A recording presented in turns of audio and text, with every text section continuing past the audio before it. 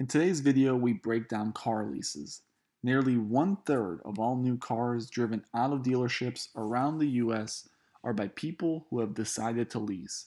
It's one of the most confusing concepts to fully understand, especially when there's a pushy salesman trying to explain things like capitalized costs and residuals. But ultimately, it's not a very hard concept to comprehend once you break it down. So before you head out to your local dealership, make sure you watch this video so you know if you're getting a good deal on your next big car purchase. We're going to begin by breaking down some categories. The first category we're going to go over is what I call the essentials. The first being capitalized cost. This is the most important part of a lease, and sometimes you may hear people refer to it as cap cost. This is the negotiated selling price of the car plus any additional fees. Dealerships will often tell you leases are non negotiable and they will attempt to charge you MSRP for the car. But this is simply not true. The lower you negotiate the purchase price of the car, the lower your monthly payments will be. Negotiating a lease, just as you would if you were buying the car outright, is the correct thing to do. Capitalized costs will include fees such as the acquisition fee and sometimes taxes. We'll go over those details later in the video. With the cap cost comes cost reduction or cap reduction. This basically means anything that lowers the cap cost. Things like a down payment, a trade-in, or even rebates are part of a cap reduction. For an example, let's say you negotiated a purchase price to be $30,000 and you put $5,000 down as a down payment. Your cap's reduction would be $5,000. Following that, we have the adjusted cap cost, also referred to as the net capitalized cost.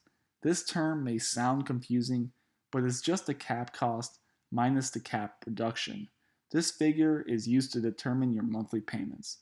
In our last example, this would simply be $30,000 minus $5,000 or $25,000. These three terms make up the cap family of terms, and if you get to know all three, you'll be prepared to walk into the dealership with the right note how to properly negotiate your next lease.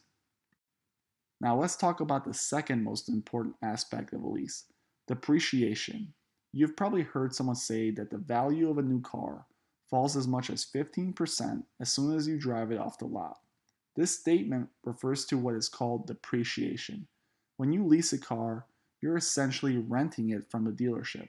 So when you return it after your lease term is done, the car will be worth a lot less than what it was the day you took it off the lot. Typically, the value of a new car drops around 50% after 3 years. Therefore, depreciation makes up the largest portion of your lease payment, and you need to pay close attention to this. Some cars depreciate more than others. Automobiles like the BMW or Benzes retain the value very well, which explains why many of their cars go to leasing. And this is where the term residual comes in. This is the amount your car is worth at the end of the lease. Depreciation and residual go hand in hand. If you know one, you can easily solve for the other. For an example, let's say you purchase a car for $30,000. After 4 years, the depreciation of the car is $20,000. In this example, the residual would be $10,000. Like I said earlier, the value for the car at the end of the lease. Residuals are counted or calculated before you even sign the lease. Most dealerships use the Automotive Leasing Guide or ALG, an industry guidebook that calculates the predicted values of new cars after they came off their leases in years to come. So you'll know the residual value before you sign your name on the dotted line. Now we move on to money factor. This term is probably what confuses people the most when it comes to leasing. Money factor, once again, is actually pretty simple. It refers to the interest rate on the lease, but it's calculated a little differently than what you're typically used to. Car dealerships love adding confusion so they can add in hidden profits. Money factor is represented as numbers like 0.0029. To convert this number to a more familiar rate, you simply multiply it by 2,400. A money factor of 0.0029 is roughly 7% interest. Now we move on to the fees.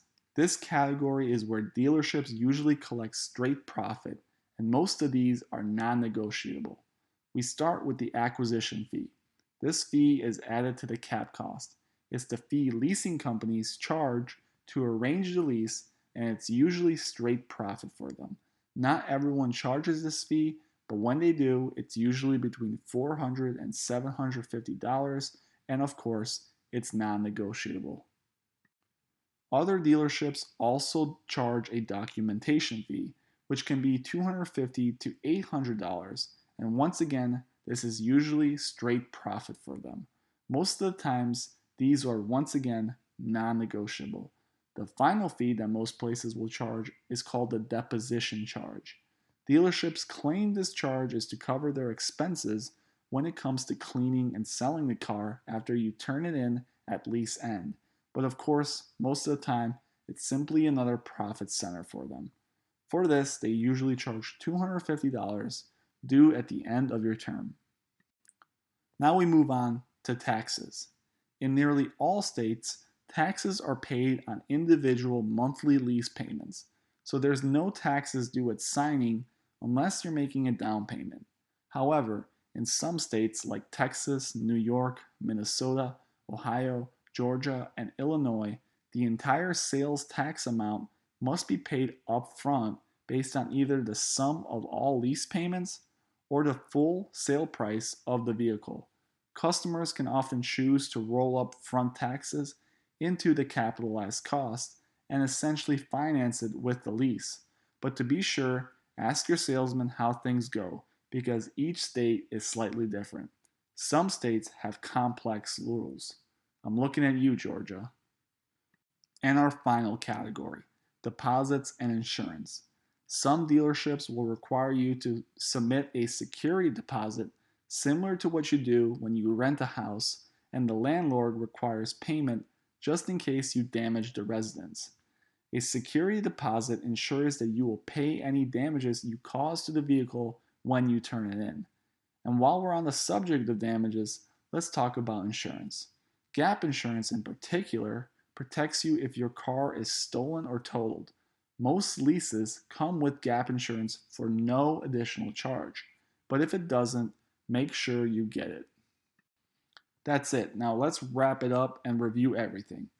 We have the cap cost, which makes up the actual price of the car. This portion you should try to negotiate down. Lowering the cap cost by negotiating, trading in a car, or adding a down payment is one of many ways to reduce your monthly payment. Next, we have the depreciation. Each car will have a slightly different depreciation, but this aspect of your lease is pretty much non-negotiable. Dealerships go off a standard book, and there's not much you can do about this aspect. Following depreciation, we have money factor or interest. If you have a problem with your payment, this is one thing where dealerships can play with it and get you to sign. Do your research and find out what a proper money factor should be for your car within your lease terms. Make sure you're not getting ripped off by the interest they're charging you. Following that, we have the fees, most of which will be due at signing. There's not much you can do about these, but just understand that different dealerships will charge different amounts. So make sure you compare and see what's out there before you make the quick decision to sign with a particular lot. Finally, we have taxes.